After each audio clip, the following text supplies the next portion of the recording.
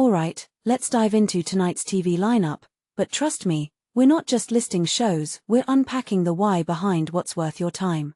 And personally, I think the standout here is Grimburgh, Jon Hamm's new adult animation. What makes this really interesting is how it blends offbeat humor with a detective story. Hamm plays Marvin Flute, a cop returning to his hometown, and the premise alone feels fresh. But here's the twist, he's accused of murdering a judge. In my opinion, this isn't just a laugh fest, it's a commentary on small-town dynamics and how quickly reputations can unravel. What many people don't realize is that adult animation is often a Trojan horse for sharper social critique, and Grimburgh seems to be playing that game brilliantly. If you take a step back and think about it, this show could be the next Archer in terms of blending absurdity with wit. Now, switching gears, Granite Harbour is wrapping up its third season, and while it's a solid Scottish cop drama, what immediately stands out is the pressure on the young detectives. D.S. Bartlett and D.C. Lindo are dealing with a murdered teenager, a dead suspect, and their own conduct under scrutiny. From my perspective, this isn't just a whodunit, it's a story about the weight of responsibility in a system that's always watching. What this really suggests is that even in crime dramas, the personal stakes are just as high as the professional ones. Then there's Surgery Secrets of the Super Rich, and honestly, this one feels like a Black Mirror episode come to life. A £3,000 bridal package that includes liquid rhinoplasty? What makes this fascinating is how it normalizes extreme beauty standards. In my opinion, this isn't just about vanity, it's about the commodification of self-worth. If you think about it, this raises a deeper question. At what point does self-improvement become self-erasure?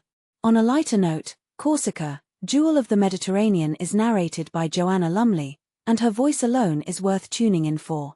But beyond that, the show highlights the allure of a simpler life, a banker turned baker, a lecturer turned farmer. Personally, I think this taps into a broader trend of people romanticizing rural living. What many people don't realize is that these stories often gloss over the challenges of such transitions. It's a feel-good watch, but it's also a reminder that the good life isn't one-size-fits-all. Now, Bergerac, the reboot of the 1980s crime drama, is intriguing because of Damien Moloney's performance. His detective is unstable, obsessive, and utterly compelling. What makes this really interesting is how the show leans into the flaws of its protagonist. In my opinion, this is where modern crime dramas shine, they're not afraid to make their heroes deeply flawed. If you take a step back, it's a reflection of how we're all grappling with imperfection in our own lives. And let's not forget Android, the comedy about a widow and her robot carer. What immediately stands out is the humor in the mundane prawn cocktail crisps as a cultural touchstone. Genius.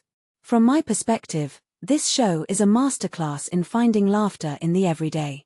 What this really suggests is that comedy doesn't need grand setups, it just needs to feel real. Lastly, in films, The Last House on Netflix feels like a lockdown flashback but with a sci-fi horror twist. What makes this interesting is how it uses a familiar premise to explore family dynamics under extreme stress. In my opinion, it's a clever way to repurpose recent collective trauma into something entertaining yet thought-provoking. So, what's the takeaway? Tonight's lineup isn't just about entertainment, it's about reflection. Whether it's Grimburgh's absurdity or The Last House's tension, each show invites you to think beyond the screen. Personally, I think that's what makes TV worth watching. What do you think? Let me know in the comments, which one are you tuning into?